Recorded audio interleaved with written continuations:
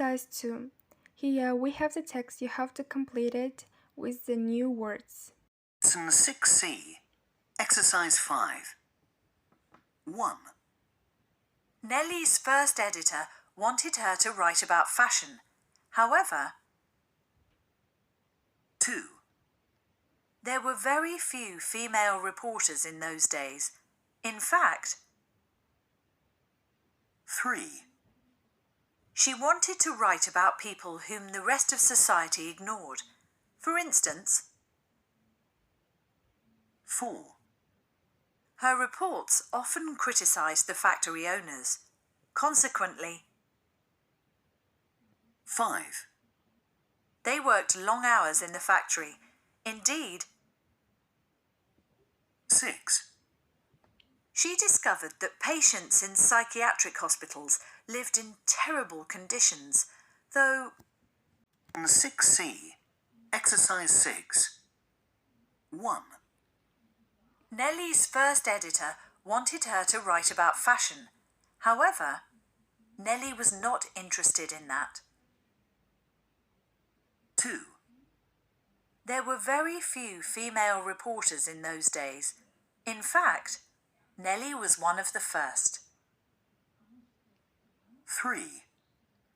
She wanted to write about people whom the rest of society ignored. For instance, she wrote about children who worked in factories. 4. Her reports often criticised the factory owners. Consequently, she was not popular with those people. 5. They worked long hours in the factory. Indeed, they started before sunrise. 6.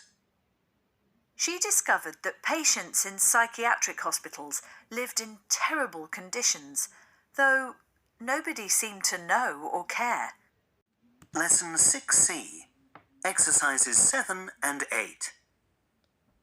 So, how did Nellie first get the idea of travelling around the world? She read a novel by Jules Verne called Around the World in 80 Days. Nellie decided to copy the adventure and try to go around the world in fewer than 80 days. 80 days seems like quite a long time. Well, the year was 1888, and of course, in those days, there were no aeroplanes or helicopters.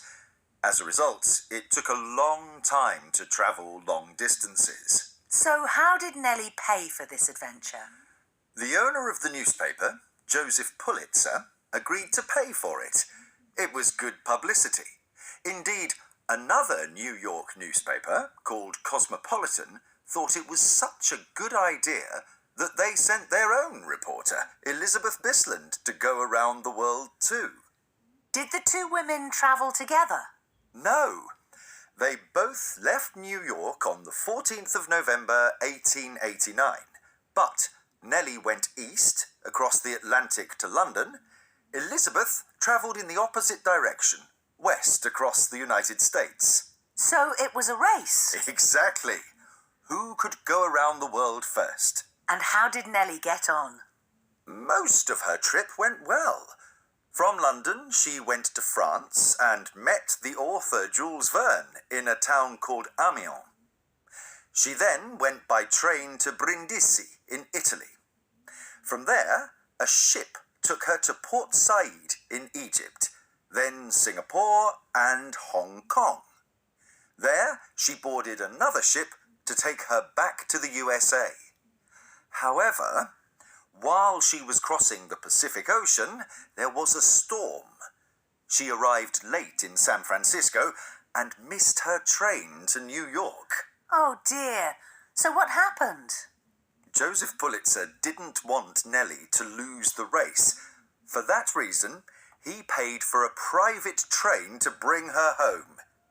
She managed to win the race and go around the world in 72 days, 6 hours, 11 minutes, and 40. Exercise 5. Use of English. Complete the second sentences in each pair so that its means so the same as the first. Exercise 5. Rewrite each pair of sentences. Exercise 2. Read the article. In exercise 3, you have to look at the highlighted examples of non-defining relative clauses in the text.